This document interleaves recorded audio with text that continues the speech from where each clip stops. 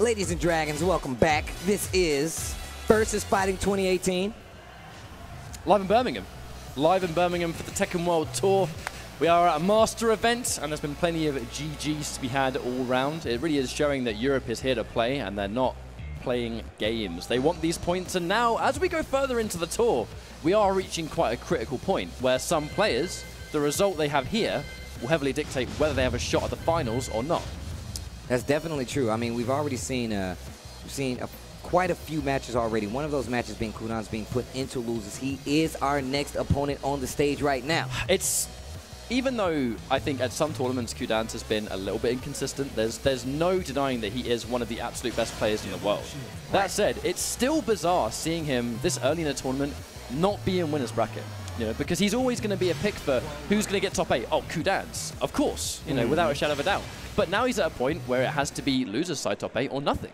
But he's got to get through the European gauntlet to get there first. And still one of the strongest players here in attendance. Like you said, he's the world champion. He's the TWT champion, right? And the defending champion. Is. And that title comes with an accolade, you know, of one of the most consistent players in the entire world at a point. Whereas there are some tournaments where I think if you have your best shot at beating Qudans, it's the first time you've ever fought him. Oh, wow. And I think we are starting to see that, but there's obviously a lot of support coming out for Haroon, who is a bit of a UK hero, known for that Haroon. And we're going to see if that's going to be enough to take out Qudans. Qudans keep out of the tournament this early would be insane. And already, gets the big counter here. Now we're going to get the wall right here. Haroon is not afraid to be aggressive. Whenever you watch him play Haroon, he's just not afraid to be manic, ballsy in your face. Gets the 1-1-2. No knockdown because of the wall hell sweep. That should be the round. First round Qudans. And immediately enforcing the threat of, I will hell sweep. I don't care if it's losers. I don't care if I'm down on games. I'll hell sweep. That's it. There's no two ways about it. I mean, it's the thing about Devil Jin that's so hard is the fact that you have to use Hell Sweep at some chance to open him up. I feel like that's also why he's so difficult to play in some instances, because you're going to have to use Hell Sweep eventually. And whether you use it early or later is another choice, but nice duck. Plenty of time to acknowledge he can get a while rise just a little bit, but... Nice throw break. Oh, that's the wall. Taking the knockdown. One more catch, and Haroon tied things up one round apiece. You can hear how much this means to the crowd. Like, they want their boy Haroon to move on. They're waiting. They're waiting.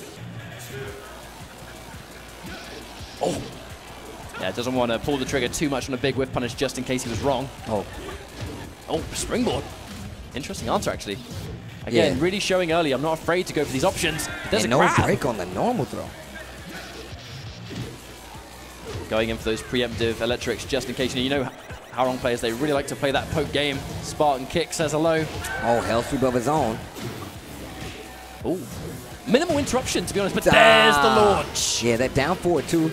Going to give him a little mileage here. No wall break, but he definitely gets the wall combo. Oh, yeah, they just both get clipped. At the same time, both try to press similar buttons, but Qudans are going to be a little bit faster on the trigger finger right there. Oh, there's the electric. Damage incoming. We take it for what it is. Take the plus frames, enforce it. Yeah, they're up 4-4. Going to block it. You can still see Haroon just playing this nice range game. Not want to commit too heavy.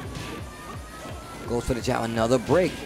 Again, it's one of those things like you land one of those grabs and it's only going to work for so long. Qudans immediately with the tech, and now he's in a wonderful position and gets the slide as well. One more hit's going to do it. This is 50-50 town. You've got to go for all or nothing, and Haroon happy to oblige. Hang on. A lot of damage being exchanged. Oh, okay. All right, I was about to say the down 4 to take it Qudans. I was about to say a lot of damage being exchanged on the ground here.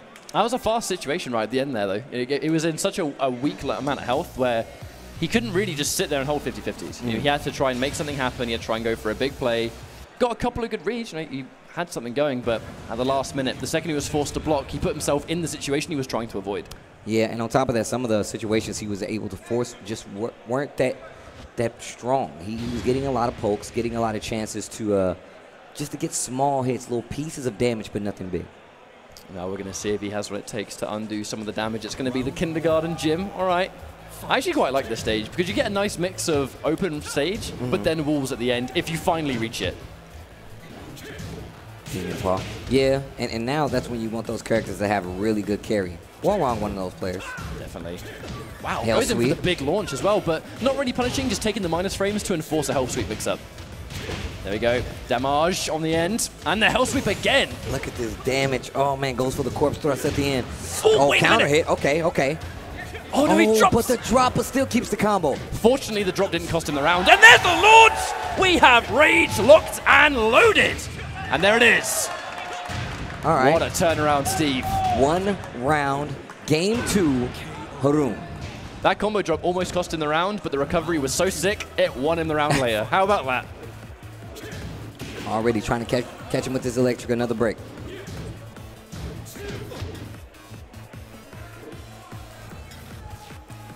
Really reserved now. Watching out for those electrics, of course. Oh! That looked really weird. I like to check on the wave dash with the down 1. Oh, where's the hell sweep? It actually kind of looks to me like Haroon was blocking low at the time, so he might have got a punish if he was a little bit closer. Or he might have been just fuzzying a little bit. Yeah, maybe. Oh, that my. electric. Savage. That electric just crawled up his body. Oh, that was another electric. Oh, he's just letting them know they're there. Just in case you get a little too loosey-goosey. But right now, the whiff punish on the electric has not been super substantial, so I think right now Qudans is not going to be afraid to still throw them out. Just in case Haroon sticks a button out there and eats it. There it is again. I love the spacing from Qudans, but speaking of spacing, how about that whiff punish? Yeah, blocks the power crush. Can't answer back. Oh, tries to go for the throw. Qudans not close enough this time. Oh. Ooh. Once again, just There taking it away. is! Oh my god. Round 3. Where did that Haroon. damage come from? Man, that move hurts. Much like that move. Probably not as much damage. But the damage is there. Half damage outright though from a wonderful decision, putting Qudans back into the fight. Just needs another one of those, and we'll be tying up, putting him in a match point. Oh, there's the armored charge, and that is going to be another round. The wall getting the final hit for that one. Match point Qudans. And he's just going in. Haroon's just ready.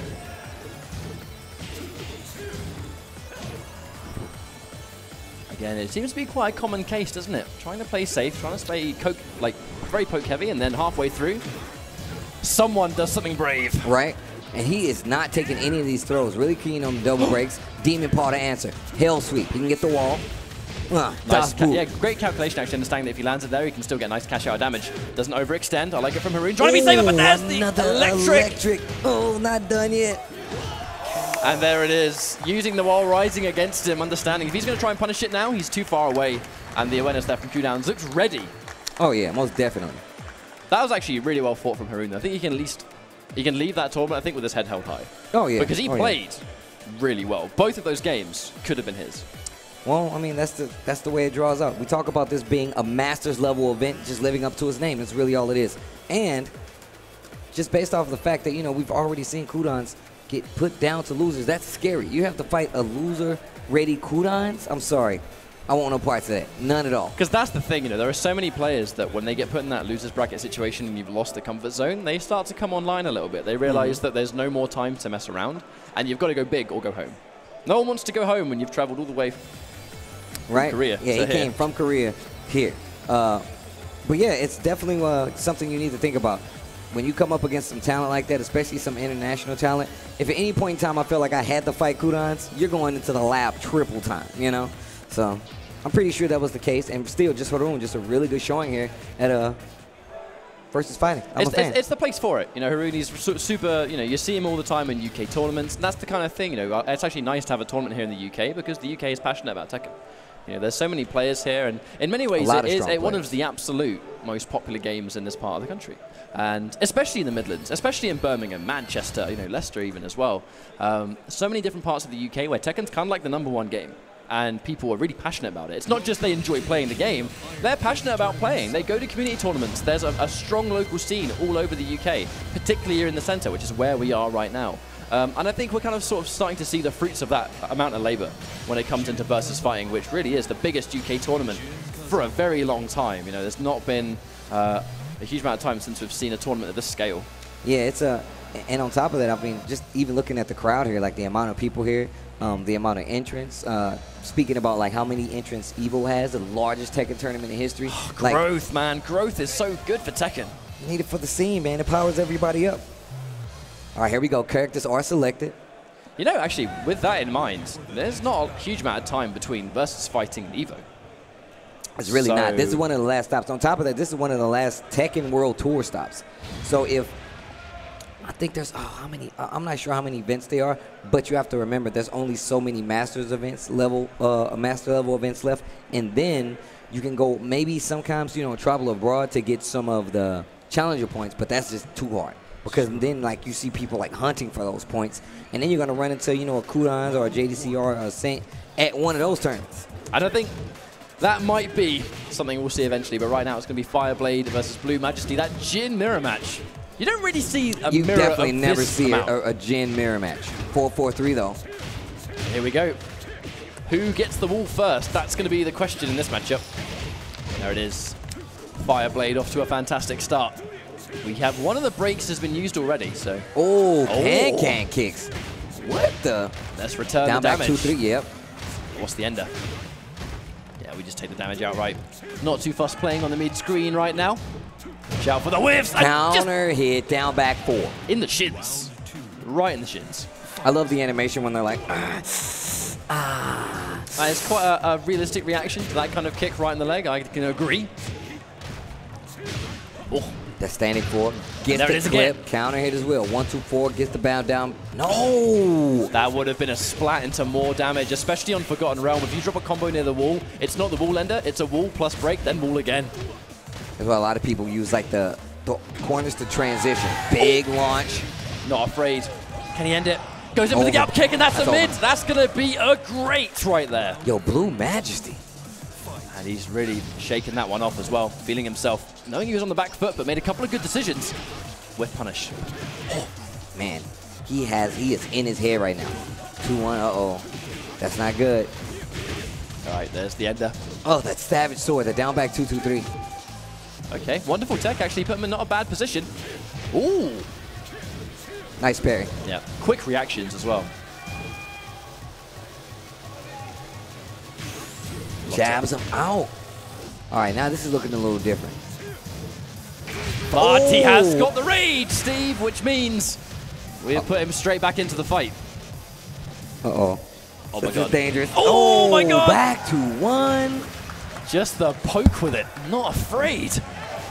Yeah, we go to a swift stage select. I think we want to waste too much time right there. The Jin mirror match. Of course, we got plenty of people sitting out there watching this Versus Fighting 2018. That boy Afro is mad powerful. It's a powerful Afro right there. It's the source of the power. It's the source of my abilities. You Like once Samson. doubted. Samson had an afro. Okay. Samson had an Afro? Imagine if he did. I was like, I don't remember that part. What version were you watching? That's my fan fiction version. All right, infinite stage though. A very drastic difference from the Forgotten Realm. Most definitely. Now we'll see again who can play that sort of game, because I really feel like even without the walls, I think Blue Majesty was kind of just making a couple of better plays right there. True. Oh, I thought he was about to hit him with the actual fake out. Just parrying for no reason. And now these guys are getting comfortable. Absolutely. Counter hit again. Man, Fireblade is getting caught by so many of those on counter hit. But Majesty hasn't really been able to show that his execution is clean enough that that's something you should always worry about. You know, because he's been fishing for that a couple of times. Hasn't always worked. The trade works out in his favor. Is that not quite enough to kill? The get-up kick! Oh, wow. What? Watch your foot, mate. Watch your foot. Tries to sidestep, gets caught by the 4. Wow. Excellent sidestep, actually, but just pushed a little bit too far forward. Not in range. Really good sidestep right there. Once again, fishing with that down back 4. But again, it just keeps going back to the fact that it seems like Fireblade is in control, and then Blue Majesty does something really significant. And he hasn't been caught by nearly as many of those counter hits either. Yeah, he's not swinging at that range. There's He's the eating takedown. clean, just like that hell sweep. Staying on the ground, wonderful decision, and he tries. Yo, he just smacked him out of the rage drive? Like, nah, bro, calm down. It's like the sound of the rage drive was the sound actually made when he got punched in the face. All right, 2-4. Really counter just hit. so content letting Fireblade hang himself. He could have definitely did a big combo right there. Obviously seeing it's blocked, going to stay a lot safer, doesn't confirm. And a wonderful parry. But now it's danger territory, another takedown. Gets the hell sweep back to 1. Stabilized, that's the end of that round. Set point here for Blue Majesty. You know Blue Majesty's going to be feeling good about this. He's had a pretty good run so far in this tournament to begin with. And he's going to just continue. Wow, wow, wow, bomb. Every time without fail. It's just too without good. fail. I always love the stage. Reminds me of Tekken 2. That's not going to be enough, but it's very close. What's the situation? Oh, tries to get him with the down 2. Uh-oh, hell sweep. This is a really scary situation for your Fireblade. You just have to go big or go home at this point. Watch out. Oh, no! Paw of the demon. Demon paw. Demon paw. He had to do something there, but running into that was the last thing to do. I mean, that's the thing about Jin, man. You don't want to be too far away. You don't want to run in. You don't want to play Jin versus Jin. Like, what do? You run into it. You run into it like a man. Here's the win. It is yours. I don't deserve this. I actually found this outside. I just want to return it. Here you go. Put it in the lost and found. Good Samaritan I am. But either way, that does mean that we can see Blue Majesty moving on. But up next, I'm excited because we get to see District G's very own Kaneandtrench. Uh-oh, uh-oh. Oh, there's the music as well in the ears. I don't know if you guys can hear that, but I was waiting for Steve to catch on to it. No, I mean, you can only do it once. You don't want to take that joy away from hearing the beat drop from everybody. You got to do it one time. Let them understand that you love it. Then every other one is like, whatever. I understand. But Kaneandtrench, he's had a pretty substantial year. He's in a really, really good running to make the finals. First things first. It definitely will help his chances if he has a really good tournament at versus fighting. But he's been able to show already that he has what it takes to take out some of the best competition. You know, Dama Germany, where Kaneandtrench was in grand finals against Knee. Kaneandtrench was grand finals on the winner's side, though, because he was able to defeat Knee in the tournament previously. Yes, Knee took the tournament, but even in the grand finals itself, Kaneandtrench was able to take a substantial amount of games to begin with. That's true. So all that really does is just confirm that the improvement is there, Kaneandtrench is getting better and better, and it's still Yoshimitsu the whole way. The entire way. He has, I'm telling you, like, the best Yoshimitsu in the world. Like, there's no other person that commits to Yoshimitsu like he does. Because it's a way of playing, too, where Kaneandtrench actually plays Yoshimitsu without going for, like, loads of tricks and almost relying on the opponent not knowing the matchup. It's very solid. He plays Yoshimitsu in a very slow manner, where he essentially is very confident blocking against basically the entire cast, and he waits for his turn. When he has his turn, he already knows the best move or the best situation from the minus frames that they've now put themselves in. Whether it's a punish or whether it's a mix-up opportunity, he's content sitting there and waiting for it, even against the likes of top Korean competition. That's pretty scary. If you're playing a player like that, you know he has nerves to steal, you know? This is a weird matchup, actually, because Bears versus Yoshi. Yoshi has some setups that are situations versus some characters, but against the Bear, it's just a combo. We even saw that, oh my god, I remember that back in the UK Championship days. I think it was Needs More Coffee in Kaneandtrench. There was some really sick setup he did in the wall, and against a lot of characters, it's just a situation, but against Kuma, it just combos and gives him, like, massive damage. But you got to know how to do it. On top of that, we already talked about how Kuma's hitbox changes in a lot of instances because of how his body anatomy works. I'm very upset that Panda is playing Kuma and not Panda. Yeah, I don't know why. Oh, there's the duck. Instant knowledge. There's the awareness. All right, wonderful situation. Yeah, try to get the follow-up. Immediate flash. Really sending a message. Tries to duck the down forward 1-2 again, but this time eats a full combo. And there's the break. Or a break. Oh. Oh, there's the tech trap. Watch out, mate. To the unblockable. Take, again, just content waiting for his turn. Just not trying to press the advantage if he can just sit there and block, take guaranteed buttons. Immediate catch. Okay. I mean, this is just, everything's coming up Millhouse right now. There's the 1-1. 1-1, a wonderful punish, actually. Puts Yoshimitsu in a great position. Yeah, just waiting for those whiffs. Not afraid. Goes in for the wall rising thought it's going to be blocked, but no answer just yet. You can tell, like, Panda does not want Kaneandtrench to get comfortable. Throwing out a lot of those down ones just to make him respected, but it's not working out, man. Yeah, and immediately I feel like Kaneandtrench, he's playing at a speed we know he likes to play at. He's not a really fast player. You have to be able to interrupt his speed if you want to have a chance while standing 2. All right, so that's a 2 ducks right now on the down forward 1-2 and the back 2-2. And there's the takedown, and he has to go for a unique combo, because I believe that one doesn't actually, the regular forward 3 or whatever, doesn't work on some of the larger characters. Jack's another one, you have to go for a slightly unique combo. Yeah, we already talked about the fact that his hitbox is a little weird. He has those far back legs, little legs, but his power crush has a lot of range. Expecting him to finish it, but no flash.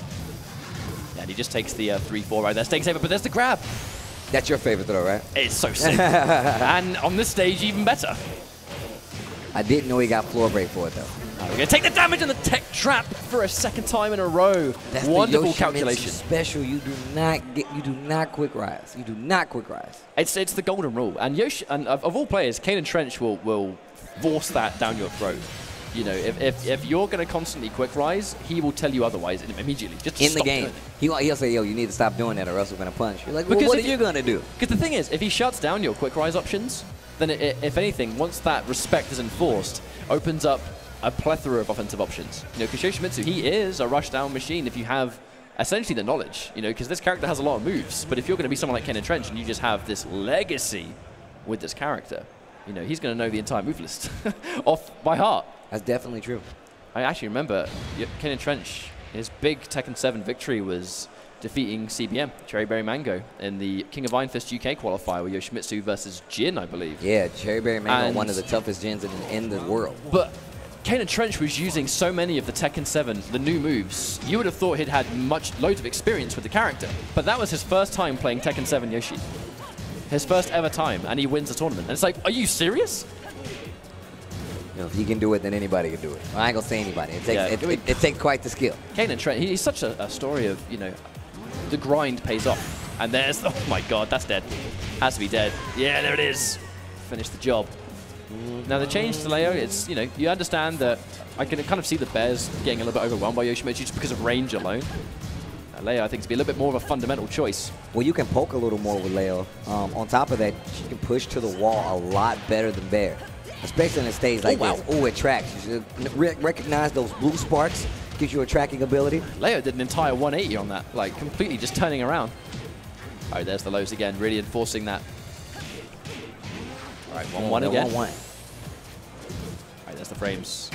Enforcing the low. Stuff. Waiting for the button to get pressed. Damage. The wall. Stays on the ground this time. Get up attack. Oh, that was the blue death fist. How did it lose? Not fast enough, Steve. That's how. It's match point for Kaneandtrench. Now he can go for the interesting stuff if he needs to. Doesn't get the full launch on that. Oh. Spring up. Okay. Gets the big launcher. I mean, it's one of the first really significant launches we've seen Panda get all set. Yeah, but he should have known that his Yoshimitsu still wouldn't be anything other than amazing. Once again, holds around this time, didn't get the wall splat. We at least have the knowledge now, you know, do not quick rise. Now Kaneandtrench, I think he's going to be wise to that. So if anything, it comes more of a mix-up of does he do it or not. Is it going to be almost so obvious? But there's the flash!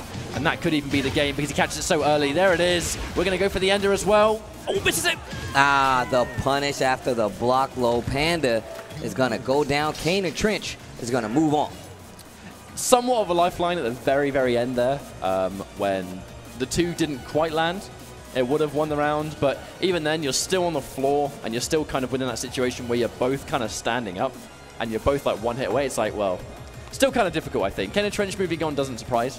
You know, he is, if there's any UK player, you know, among the likes of, you know, like Fergus, Asim, Kaneandtrench is like right up there of UK players that we kind of expect to get either top 8 or just damn close. Oh yeah, most definitely. And I feel like his tournament victory is one of those things that's going to be very important. It's going to be instrumental in how the Tekken World Tour is set up. However, our next match, could you tell the folks who they're about to watch? Our next match is going to be Kkokkoma versus BFD Rams Caneox.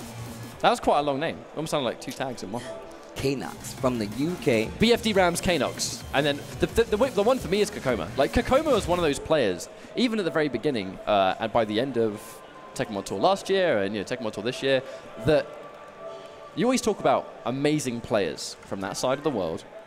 And sometimes people don't talk about Kkokkoma, but he's always well up there in every bracket. That's because he didn't have like an official like sponsor yet. That surprised me. It really did, that he was going to so many of these major events and placing like really high. you know, taking out the likes of JDCR. I mean, you would expect him to be sponsored by now. Yeah. Right? You'd expect to see like something in front of his name, but alas, here we are. Kkokkoma is running a solo team effort to play Tekken in the Tekken World Tour, and he's doing pretty well, might I add. But he's really good with so many characters too.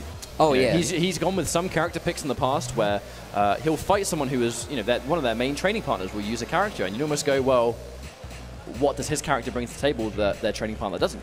So you almost doubt it sometimes. But then he plays it to a level that is just out of this world. And it's like, why did I ever say anything? Why did I even doubt this guy? He's so sick at the game in general, like mechanically sound. Kkokkoma is a monster. He understands so many intricate aspects about like the different characters, and it makes him so strong. Seen him pull out Dragunov, seen him pull out Kasumi, seen him pull out Noctis, seen him pull out a Paul. Like, I've seen some crazy, like, hard calls from Kkokkoma. But right now, I believe the pick's going to be Dragunov, which is a very, very safe bet. Very, very safe bet. But another Katarina bringing to the table, so we'll see if that's going to be enough. I think the body language is a little bit different. Kkokkoma looks incredibly focused. I can think, body language-wise, Caneox looks nervous, right? A lot of deep breaths, trying to stay calm. But Kkokkoma is going to be a lot more versed in this setting, that's for sure. All right, here we go. Game 1. Tekken World Tour points. Underratedly good music on the stage. Oh, yeah. Most really definitely. good. I like it. Lars has a special song on this stage. Really? Yeah, it's a completely different song. I don't know how I didn't even know that. It's like more of like a, it's like it has a lot of more edge to it, let's just say that. Edgy is the right way to go. Oh, and there it is. Immediate damage. Oh, no, don't go for the follow-up multi. Oh. While running too. I mean, even if it lands, you get a good situation. On block, it's plus frames on hit, whatever. They're on the floor. Oh, big low, the snake edge. Actually really surprised that Kkokkoma got hit by that. I am too. But maybe that was like, you know, this is the first game, playing on stream now. I'm not saying nerves was a thing, but I'm saying if there's one time he gets hit by Snake Edge, probably that's the only time, right? Takes the while rising punish on the down 2. Can't get a huge punish on that, but you have to take any damage you can get against Dragunov. All right, Kkokkoma taking that first round, game 1. Ooh, just in case he ran into it. That's the while running 2. Okay. Expecting a challenge. Once again, those lows that I was talking about. Oh, another one. Yep. Every time, and there's the grab for another time. What's the mix-up of this? Another down 2. But he'll take the punish. He doesn't care. He's so ahead. Let him force the down 2 at the risk of being hit once. Man, just catches him ducking, goes for the slide. Anything's going to do with that down 4-4. Very comfortable. And in a lot of times now when Kkokoma's taking damage, it's damage that I think he's calculated and he's ready to take it. You know, he's actually not afraid to get punished because he doesn't care about the risk involved. Super, super comfortable right now. There really is no point. It hasn't looked like Kkokkoma really is the one just controlling the pace of the whole game. Oh. Again, minimal damage. He got hit, yeah, but where's the damage? No one cares. Yeah, that middle of the screen, no wall, definitely helped hurt you. Really starting to expect Caneox to try and challenge the while running 2 because he's blocked so many of them. But the back 1+2 has other plans. Oh, so good. Like I said before, really great when it comes to controlling that offense, keeping you in a constant state of fear, especially because of that running 2. All right, got to switch the stage, of course. Unless they just, yeah, I think they might have to go back. Oh, they definitely got to go back. Can't run it twice. That's the Tekken World Tour. That's in the rule books, bro. 100%. It's actually startling how many players in like pool games and stuff still kind of instinctively restart match. And it's like, no, wait. Come on now, you should know better. On top of that, don't you want to change the scenery, man? Don't you want to change the good music, even if you've got no headphones or whatever? Just, you know, you can imagine it's there. Yeah. But the big thing, I think, is time. You know, players, they really should be giving themselves time. And that's the key word, isn't it? If you haven't got long to find out, how do I actually beat Kkokkoma? This is pretty difficult. Running it straight back is, I think, a bit of a risk to take, isn't it? Yeah, Kkokkoma is definitely a player that he's always on point. Like, if you do anything out of the ordinary, he's the one who's going to change. You're going to be like, oh, well, now that you know this, I can go on to this. Just adaptation, you know, the experience these Korean players have, because they fight such a plethora of different opponents, both offline and online. So, you know, those on-the-spot adaptations you make, they're going to be better than most. That tail end. Gets the Snake Edge, but a bit too far away to even capitalize. And the 2 times we've seen the Snake Edge land, we actually are yet to see a full combo from either of them. Oh, the counter hit. Fortunately, he's right near the wall, so if you're going to get counter hit by Warring 2, it's going to be there. Whoa. Savage grab. Oh, block on a hop kick. Oh, up 4-4. And because we're near the wall, we get a unique pickup. Normally, it's going to be slightly less damage than that, but Kkokkoma, the optimization is insane. Patience, just let him whiff now. Let him press the buttons. Give me that win. Whoa, wow, what a sidewalk. Gonna get a full combo. And this is a very scary situation to be in because you just feel like this guy is in your head. This guy knows exactly what you're going to... That could be quite a sweeping statement, but right now, Kkokkoma knows exactly what Caneox is trying to do. If you're on the receiving end of that, and you have to try and adapt, and no tech on the grab either. Nearly a perfect, and that's going to be a swift match point for Kkokkoma. Caneox is in trouble right now. Needs to be really careful. Too much spacing on the side of Kkokkoma. Let him control the pace. And look at these down 4-1s. Already going for the check. Caneox looks almost afraid to approach. It almost looks like it has been forced into him. To the point where now he feels timid to press a button. And there's the plus frames. Challenging plus frames. That's going to be data for Kkokkoma. He's definitely going to save it. Up 2 rounds already. Just chopping at each other. Waiting for the button to get pressed. I like the side step. You see the lined up side step? Down 2 again. Kkokkoma still in control right now. Absolutely. Another side step. This could even be it because we're going to get optimization right here. And the wall to boot. That's going to be game over. Kkokkoma moving on 2-0 in very, very convincing fashion. And Kkokkoma makes that look like another day at the office. But I think that's what these players do at this level of play. You know, if you're Kkokkoma, he's another one of those players that when you're looking for who's going to be in the later stage of the tournament, who do we expect to see in top 8, Kkokkoma is another one of those players that's right up there. And I'll say it before and I'll say it again, the fact this guy, everyone thought he was sponsored. Oh yeah, everyone was like, how is he getting to these events? And it's like, well, he's just going there himself and he's winning everything. Or not winning everything, but he's doing decent enough right to get noticed and still have money to fly out to these events. But I think it's a testament to how good you are as a player, where you can kind of like send yourself to an event because you know that you're going to place within a situation where you can somewhat reimburse it or be close to it. You know, I think it's a lot of confidence in your own skill that you can do that comfortably. But up next we have, it should be Genius versus Bonus Jin. I can see them stepping up to the plate. So this is going to be loser sprack action, going into elimination territory now. This is going to be really scary. How's it going, man? I want my run back. I want my run back. I didn't forget. The swift I'm never going to forget. From Genius, politeness above all, above all else. Oh yeah, oh yeah. Hope you guys are enjoying yourselves at home. You're doing a great job, by the way. I'm really happy this got to happen. I've been low-key really hoping that one day I could do it again. Because I've been itching to do some Tekken with the boys. That's what I like. See, that's what I like to hear. It's all about Tekken with the boys. On top of that, man, this is home turf for you guys. I really like to see how the talent is flushed out going up against some of the best players in the world. And this is one of those instances, man. We have Genius sitting up here getting ready. And Bonus Jin, who is no stranger to being on the back foot. You know, being on the back foot doesn't necessarily mean that Bonus Jin's going to be hyper uncomfortable because he's very, very experienced. You know, again, it kind of goes back for how old school some of these players are. I remember being at tournaments in small bars in London for other games, and Bonus Jin was there 7 years ago.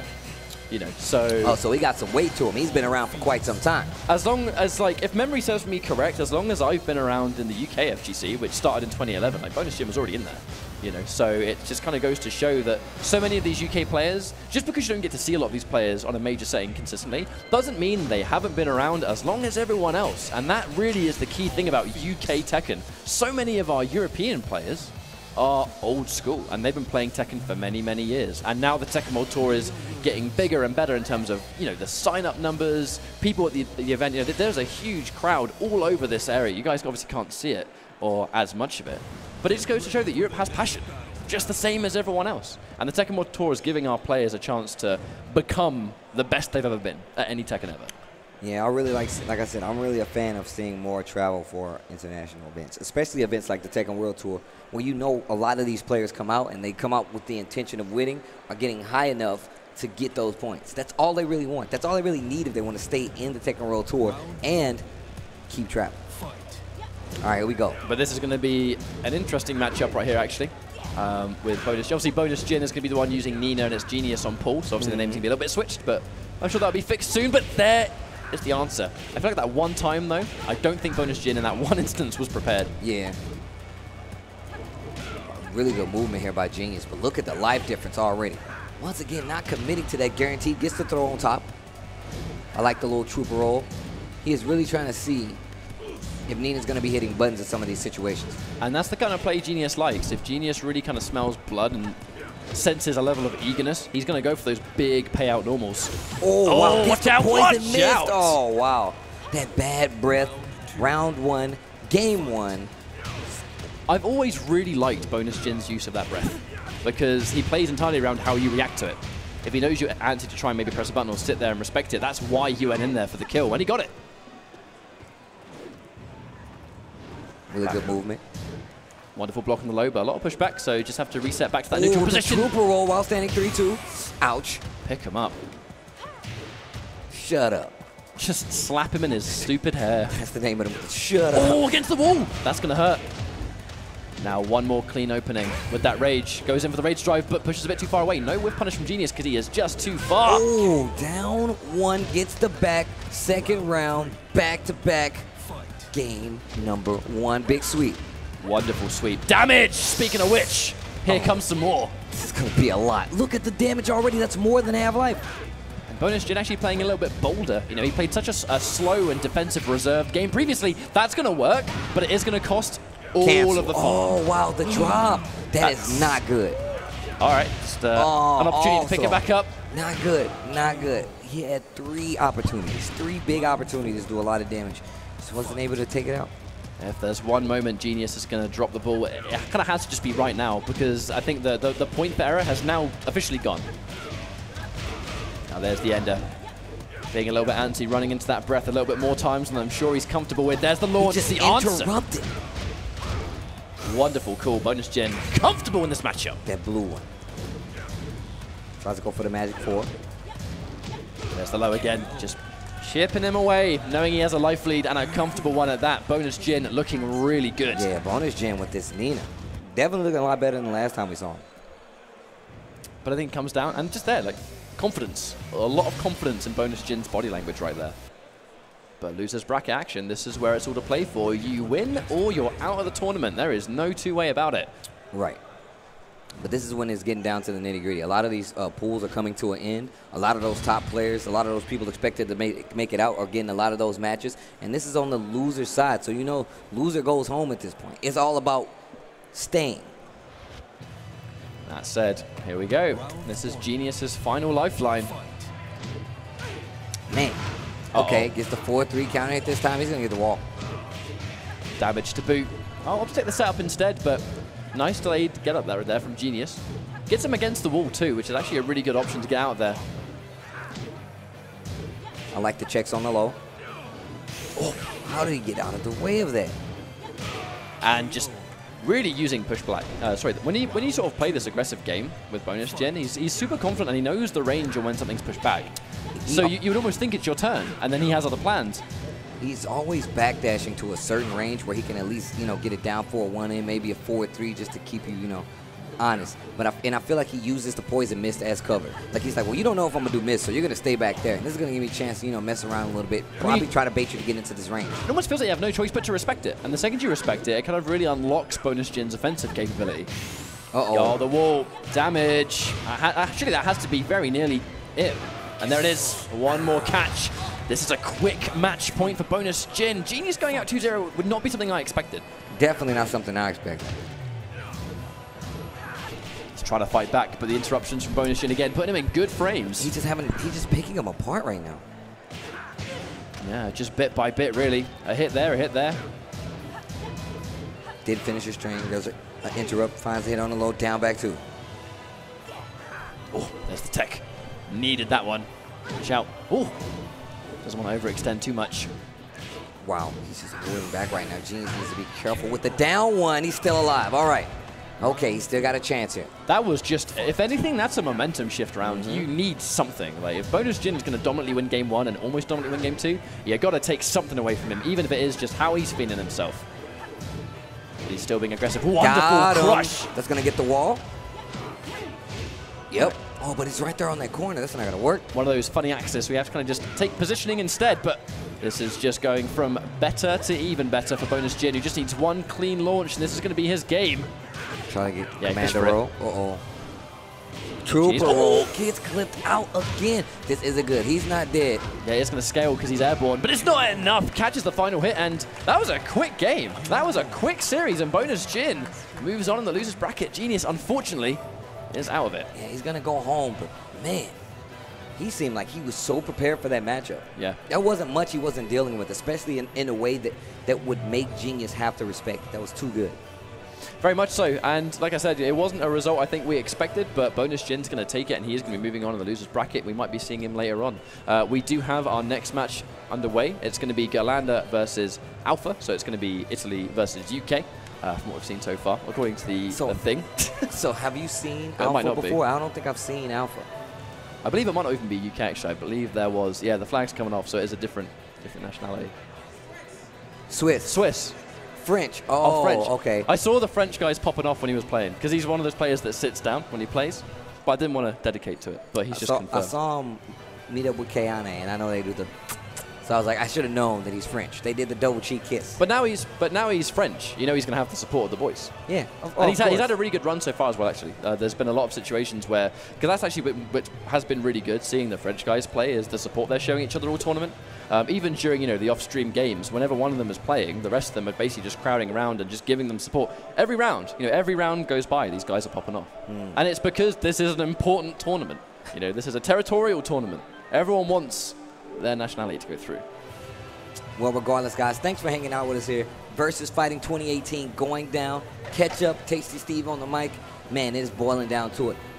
We've seen a few people be eliminated there. I'm surprised, actually. I didn't think Genius was going to go out. Not like that anyway, but that's what happens. I mean, that's the way the cookie crumbles in tournament. You know, sometimes you don't always get the results that you're after. You can play really well in one set and just have a not-so-good series after, and that's going to be all she wrote. But the question is, this is a critical situation, Steve. I want to see who Mr. Alpha plays. Oh, man, I didn't catch him play on the screen, but I know that he's got the support. That's all I really know, so we'll see what matchup we see here. But obviously, we know Galanda, we know it's going to be Katarina. That's one guarantee right here. Character's already locked in. He had to stretch war wrong, huh? Uh-oh, this is a hard character to play.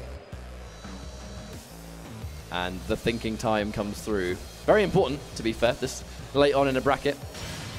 I know you'd always say, you know, this is just pools, but these pools are massive. Yeah, definitely. Every pool at Versus Fighting is like a miniature tournament. Look, there's somebody tough in every bracket. Maybe even two players. In a lot of instances, it's two players. It's actually, it is going to be somewhat of a unique playing style, though, because obviously when we were watching Alpha earlier, he plays when he was playing sitting on the floor. So it's somewhat of a unique thing. Obviously, he's got the sort of quilt underneath the stick right there. You can't see it on the camera, but... Okay. Oh, he's playing on a separate chair. Yeah. Yeah, I think he just likes having that surface to have the stick, which is a common thing. You know, you don't see it every day, but it is definitely something players like if it's preference. If you're used to sitting on the floor, which if anyone plays at home, you will be. Yeah, you want that steady base. I know I have like a little tray myself, what I play on sometimes. Keep it in my room. Nice hop kick, gonna get the wall. Look at the damage. That's the thing about Katarina is that even if she is pretty unsafe, when she lands something substantial, it's... Oh, yeah. It's substantial. Takes off a lot of blood, man. But we can't count out Alpha. This is a very sort of like never give up play style, but just waiting for him to press that button, overextend a little bit. Galanda taking a bit of damage, but one more hit left to go. But this is a dangerous situation. If Galanda overextends and gets launched, it's over. Yeah, it's probably going to be a done deal. Anything is going to do it. The down 4-1. Uh-oh. That was a very content head shake, though, from Alpha. I think he felt like he was doing so well. Hop kick again. That's one of the old school tactics. You hit him with a low side step, go for the hop kick to follow through. Look at that damage on the wall. Low parry again. I like that decision, actually, because it's not that you know someone's going to crouch because of that string itself, but knowing that if you stagger it, they're going to try and press a button. It's a really good read from Galanda, and that just is going to come from experience. How does the average player really try and counter your buttons? In the same situation like we saw last time, anything might possibly kill. Oh, my word. Is that the whiff punish? Wow. He foresaw that spot on kick 3 years ago. I threw that before I walked in the room. I understand that reference. You just got a lot of Steve points, bro. You just got a lot of Steve points. I want you to know that. I really love that power crush. You know, one of the few characters that gets a full combo from his power crush. Not every character has that tool. Yeah, it's that's why you see a lot of these characters try to bait it out by just getting the opponent to swing a lot of times, just so they can take the full brunt of that damage. Speaking of damage, gets that big knee hike to the wall, sidestep down 4-2. That's going to be damage. Yes, it will. Not going to be enough to kill. It doesn't quite get the full dash either. That's unfortunate. It has given Galanda a little bit of health to work with, plus the rage, which could definitely be the game. But I'm about to say, one big launch. There's the pop off right there, just really feeling it. I feel like you've got to have high energy playing high level Tekken. It's such a fast game. Yeah, especially with certain characters. Certain characters require a lot more, you know, maintenance and attention than some other ones. Like Haroon is one of those characters. He's always going to need your devotion. You're going to have to be able to do some pretty cool stuff to play him at max level. But that's a full combo from Galanda anyway, of which he's going to capitalize massively. There's the ball ender. Damage again, and that's just Tsunami so kick. savage. Those big lows. There we go. That's going to be a punish, and he dropped it. Misses the end. Can he recover? Oh. He goes for the final hit and manages to make a fantastic comeback, Steve. And you see where he was actually trying to block the low right there. Forced in a bad situation. Wonderful sidestep, but can't get the full combo. Now Galanda. Really good spacing. Nice walk. Tries to go for the punish. Again, there's a hop kick, that two-part. They're going to get the wall. Here comes Katarina damage. All right, a little bit too far away. A bit of a funny angle right there. Nice duck. Oh, speaking of which. Ask and you shall receive, Steve. Oh, hell sweep. Alpha in trouble. I like the spacing, goes for the flutter kicks. Being super careful. If Galanda's going to poke, it's going to be something a lot safer. But that said, three. yeah, in the blink of an eye, it's gone down. Watch out for the power crush. Oh, the big play. Must have just been expecting a button press from Alpha, and that was the pure definition of all or nothing. No, if I go for 4-4-4, you're going to press a button. That was either I win or I lose. You see him rocking back and forth. Yo, he is in there. He look like he's playing basketball while he's sitting there. Trying to kill me. And it's really interesting to see the difference in body language between two players all the time. You know, Galanda, there's a level of contentness there and just really thinking, right? Thinking hard. Shows a different level, you know? Like a lot of players, you know, they get... I feel like those are groove players, right? You get to that certain spot in the match and you're like, you know what? I got a good feel for what this person is doing. I know what he's looking for. It lets you get comfortable. You know, you get to loosen up a little bit. And then you have those players that have to stay focused at all times. And they're like, look, I'm looking for these things to punish. I'm looking for him to do this. That way I can hurt him. Like, there's a lot of different archetypes of players out there and how they deal with pressure. Like you said, this is one of them. All right, so here we go. As we go into Sook. It's another one of those stages that I think is kind of like a very sort of default stage. You know, it's not too big, not too small. Nice amount of walls anyway. I do think walls do heavily benefit Galanda just because of the raw damage, and that's exactly why. All right, here we go. Man. Doesn't commit to the whole hop kick. That almost like a bait. That almost looked like just a bait to get you to crouch. And a big launcher as well. Nope. Yep, there's the tech. Big launch. Fun. There we go. And even from that range, you know, sometimes you kind of see people space the lows a little bit further away to make the punish harder. I don't think Haroon can have that problem. Hop kick. It's just so on point. Alpha seeming a little bit upset by that one. Again, body language really suggests heavy amount of emotion. That's going to be one extreme of the seesaw or the other. Here's the mix-up. Oh, I like that. Thinking of he's going to go for a low. Goes for the crush. No, oh, wow. And now straight back in it. One grab later. The little mini wave dash right there. 18 seconds left on the clock. What's going to happen? Has to watch out. Take the minus frames. What? The whiff could have been the game. Whiff punish. Still in the lead is Galanda. Oh, with the sweep. What a walk. That was godlike. That was superb. That was so sick. There is so much mid-round popping off here you guys don't understand. Really good spacing right now. Block, punish, tsunami kicks. Still watch out. Galanda, I think it's one of those matchups where I think, you know, Haroon, he's going to be super, super poke heavy compared to Katarina, but she's going to get so much more damage when she lands a significant hit. Right? Oh! I like the chop at the legs. Lots of blocking there from Galanda. A lot of respect. But now he's understanding off those 4-4-4s, Alpha's not pressing a button. And not punishing those hop kicks either from Haroon. Really good movement. Tries to go for the back three. Katarina's not taking the bait. Yeah, Galanda hasn't really fallen for much baits. He's more so just going for big things that are getting himself punished, and it's the situation afterwards that's losing him the round, but there's the hop kick. Oh, is this it? This could be. wall. It's the wall and the down 4-1. Just a tap. Just a touch. That'll do it. Just sneeze on him and he's going to die. One more round. Galanda's going to tie things up 1-1, where no doubt the stage change is going to make a big difference. There's the low parry. Low parry. I actually like that, because obviously low parry scaling, that was a high amount of damage you could have got in a small space of time. Oh. Uh-oh, he's dancing. Alpha's feeling really good. Tech. Seen that one before. Again, trying to stay safe. Back to the wall, you have to be very careful. And you can see Alpha, he really wants to get close. He really wants to beat you up for what you just did. Back 3 hits OTG. Oh, it's going to try. I felt like that was a whiff punish attempt that just walked into it. So but that's match point for Alpha. Low parry, we've seen this a few times. We don't get the wall ender on that one. That's unfortunate. Hopefully that doesn't come back to bite him. He's tracking those sidestep moves. No break this time. Galanda was on the verge of a perfect. That can be swiftly undone, but there's the crouch. But now, straight back in it. There's the ball escape, but... What a back turn kick. What awareness. Tries to go for the rage art. The drive, excuse me. Still refuses to die. Refuses to die, but walks into the low at the last second. And this has all of the potential to be a ridiculously close set. Yeah, Giraldi is I love his composure when it comes to these matches. Like I'm looking at him and I see you, man. I see the struggle. I know. It's I can see it in your face. It can be a painting. You need to get this in your house over your fireplace. I'm just saying. These are strides. I know, man. So this is a super, super pivotal moment. Yeah. Oh, I missed the stage right at the last minute. Llamo de serio. Missed it. I'm pretty sure that's the stage. Man, he's got some really good patience.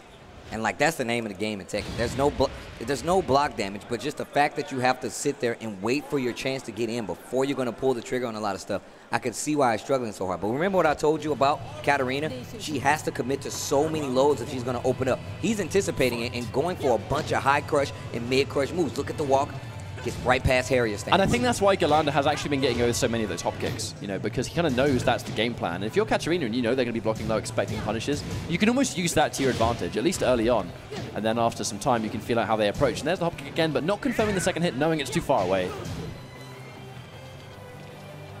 Really good movement. Man, Alpha has come alive with this movement from Warong. Oh, there it is. Look at, oh, wow. Give me that wall. God. Oh, finishes the job, Steve. That is disgusting. The damage. It's the damage I'm talking about. Oh, big punish. And that's what, like I said before, you have to be careful pulling the trigger on those lows because they're heavily punishable, and Warong benefits so much from getting those combos. And when one game is going to send you out of a Tekken World Tour Master event, you can second guess. Goes for the crouch, but a bit too slow on the uptake. Goes for the Honey Hawk. Get off of me, lady. Go back where you belong. Wall dance. The wall is your home. Are you too good for your home? Answer me! Answer me. You too good for your home? Go on your home. Yes, indeed. Honey Hawk. Oh. Ducks the throw. Oh my god. Both raids locked and loaded. What's the mix?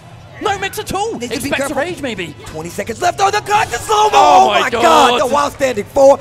Oh, dude. Let's go. Let's go. Let me in there. Let's go. For me, it was that standoff when they both had rage. That was the moment. Power crush. See, that's what I was talking about. Trying to bait out those lows. No full combo. No full combo on the hop kick, though, because he was airborne. No catch. Oh, big launcher duck. Seen that one before, mate. But in the back, unfortunately, this is going to have to give a modified combo. Gets the magic forward. That should be the round. Finish the job. Oh, and there it is. Match point for Galanda. Alpha looked so good at the start, but the change of pace from Galanda really picking his moments. Give me another round. I want another round. I want one more round. Goes for the power crush. I'm not done here yet. I want one more round. Oh, big launcher. This is not looking good. Alpha needs something big here. I mean, this is really Galanda's bread and butter. If he knows you're going to overextend, that's his Katarina. She's going to punish you heavily. Right. Watch out.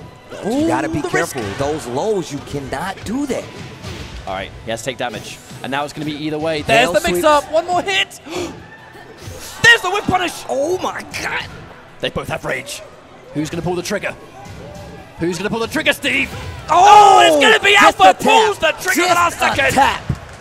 That's so good. That raid drive starts slow, so you're going to get free damage. Great awareness. What a low parry. Alpha is in control. He's going to get the wall. No blocks here. We're going to just take the low for what it is. Throw this time. Ride the boot. Ride the boot. With punish. Hop kick. Galanda, do not count this guy out. Katarina hits like a truck, and he is the best Katarina in EU by a mile. Oh no! Oh, he dropped it. Why would you? Oh, wow. Drops Alpha the with combo. The pop-off. He drops the combo, but it doesn't matter because he picks it up and recovers. That's what it's all about. How you recover, Steve. Those are the nerves. That was madness. I think they might have just disconnected one of the cables. I'm pretty sure. I'm I don't know, pretty sure. Is the stream still live? I don't know. Have we disappeared? I think they. I mean, I can still hear myself. I can still hear myself too. I feel there's some power somewhere. That's happened before. Our screen. I don't know if we're live. If we're live, the screen is turned off. I don't know what's going on. A player might have popped off too hard. A power plug come out. That's happened. To be fair, too many times. I know, That's right? a regular occurrence. Get some control, people. These are video games. I mean, I understand actually. I say that. These are important video games. Oh my. Well. I'll be honest, I don't know what's going on there. I definitely don't. I feel like we're just talking to the people here. People are moving around. Wires are being checked. Stuff's being plugged in. We got power on our monitor. We're going to plug back into the mainframe right here. This monitor's turned off. We need the jack back in like ASAP. Plug me back into the Matrix. Morpheus. He's beginning to believe. That was it. That was Alpha. He was beginning to believe. He was definitely beginning to believe. Who is the one of Versus Fighting? I don't know, man. It's hard. I don't know. We're going to find out. We're going to find out. Because I feel like if we have any more upsets here, it's going to be pretty important. I mean, this is the place for upsets, when things matter as much as they do, and it's like the final lifeline for a lot of these players. You know, if they don't do well here, their chance of making finals becomes pretty bleak. Yeah. You've got to go to countless challenges, and you've got to start trotting that globe for a shot at the final points you need. That's true. That's true. Well, they still got power on the setup. They still got power on the cameras up there. I mean, I can still hear you, is right. Yeah, that's good, too. And I'm pretty sure we're going live to the people out there. Pretty sure they can hear us. Hi, guys. Oh, man, it was too powerful, man. I believe it. It was, you know what? That was a pop-off worthy of a power break, yeah, though. That's what happened, man. That was a crazy moment. He popped off so hard, he sent off an EMP. Boom, electricity gone. That's what happened. For those who don't know, EMP, I can't even remember it now. Electronic magnetic pulse. There, yeah. I don't know. Oh, we're back. We're back. Hey, you didn't see nothing. Yeah. Boom. Came back. You guys missed it. A good moment.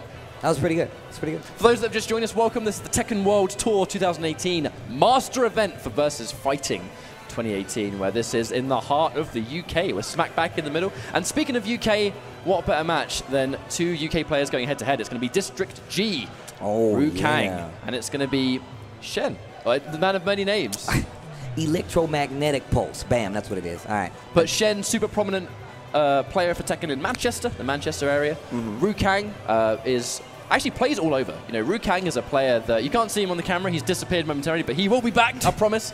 Roo Kang is a really sort of beloved people's champ of the UK. You know, where he's been very sort of passionate about the characters he enjoys. Bob is his favorite character. I believe in Tekken Tag 2, it was Roger and Bob. He loves Roger. That's his boy right there. And he travels all over the UK for tournaments, right? If there's a tournament in the UK, he goes to scope out the competition, to play some Tekken, and kind of just really sort of share that passion around the country. For this matchup, I definitely think I kind of favor Roo Kang through experience alone. Not to discredit Shen. Shen has recently done quite well in some local UK tournaments for Tekken.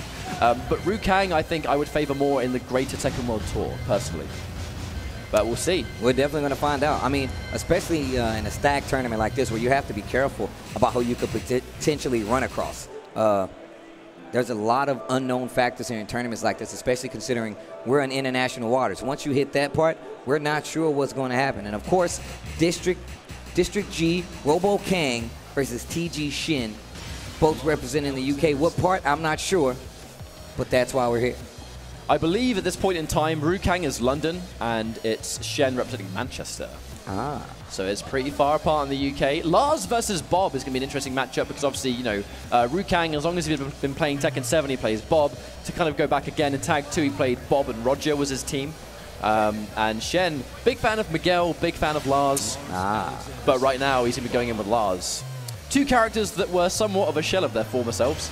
Yeah, most definitely. I mean, Bob for the better. Lars, maybe not so much if you ask a few people. They feel like Lars needs a little more. He needs a few more tools if he's going to be the character that he used to be, one. Bob is one of those characters I just feel like he doesn't get enough shine. I feel like he has more than enough tools to be a constant threat in any tournament. In a lot of matchups, he has a lot of tools to like deal with some of the more annoying factors system-wise all throughout the game.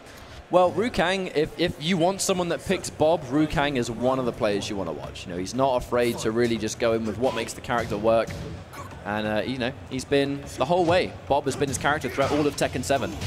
Oh, there wow. it is. It really has an understanding of this character. Just FYI, guys, obviously the names are incorrect currently. It is going to be Roo Kang playing Bob, but it's going to be Shen playing Lars. I like the 1-4 punish right there. Delayed hop kick almost ate him. That down 4-2. Oh, there's nice. the grab. There's the grab we love. Full combo, mate. Come here. And the wall gets the damage to take the life of my boy Lars. We know that Roo Kang has been playing some other characters in preparation for potential bad matchups, but I think he really is going to try it with Bob first, for more just comfort alone above everything else. I mean, why not? A lot of people tell you to play with your most familiar character. You gotta hold that going forward. He loves that hell sweep, by the way. Roo Kang has had many a Twitch clip where he's killed someone with literally just hell sweep because they just keep quick rising. If you haven't seen it on Twitch, I recommend giving it a look. But the threat of the hell sweep is super strong with Bob because he has some really good bids. Oh no, the drop. Spring kick. Yeah, this is looking pretty good. Bob in full control right here versus Lars. It's a level of comfort, and it's a level of comfort in matchups that you know Roo Kang is going to understand because he's been playing Bob for so long. I like the check. Oh. There's the side step. Just take the back turn. Chunk. Take the back turn situation, and there it is. Full combo for Roo Kang and a quick game number 1. Man, wait. I don't know, man. I kind of want to get the strength, you know. However, I don't know if I want to put that weight on like my boy Bob, man. I don't think I look good with that kind of weight. It's the fact that he is so good. Whilst, I mean, it's quite an accolade to have, that Bob is so agile. That's one of my favorite things Tekken actually did, where they took the large character archetype and were like, oh no, he's still going to be just as fast as everyone else, 100%. It's the Sammo Hung, man. He's Sammo Hung is so sick. He's the Sammo Hung character. He even has like Sammo Hung moves. He has like the float double kick. He has all of it. I love the nod to all the, you know, throwback like characters that are in Tekken, just with current characters. It's really cool. Sammo Hung is such an underrated MVP. Dude, it's Sammo movies. Hung, man. Man, I could talk about stuff like this all day, just FYI. I am more than happy to do the same thing, but maybe that's a conversation for later on. We'll catch up. Grab some food, talk about some good Kung Fu movies. I know, right? Oh, snap. The switch to Miguel?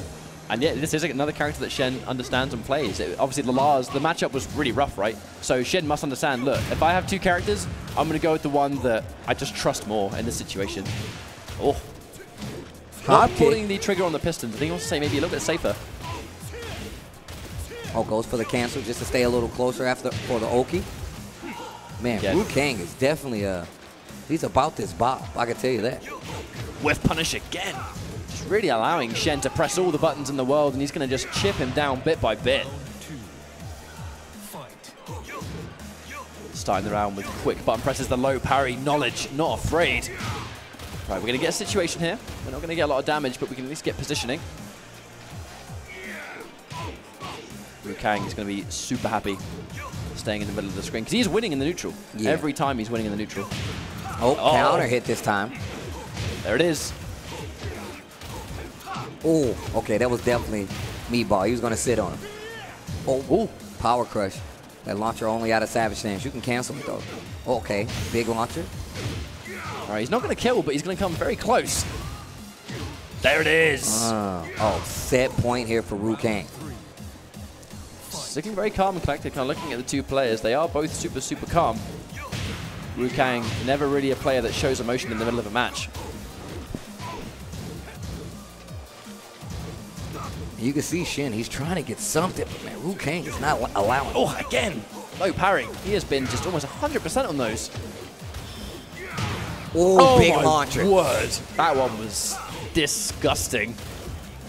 Going in for the low again. Mix up. One more hit's going to do it. Okay. There's the low. There's the takedown. There you go. You got to rage drive it. He's got to make it count. Oh, he drops the end. That's unfortunate, but a lifeline. Ah, the punish. Roo Kang takes it. We were starting to see some signs of life there with Miguel, though. We were. It's just unfortunate that when we kind of started to see Shen fighting back, it just kind of just seemed a little bit too late. That's all. True.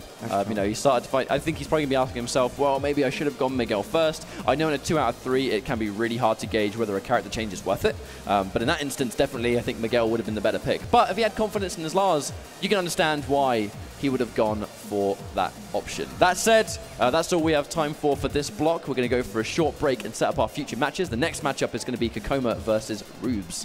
So you don't want to miss that. See you in a bit.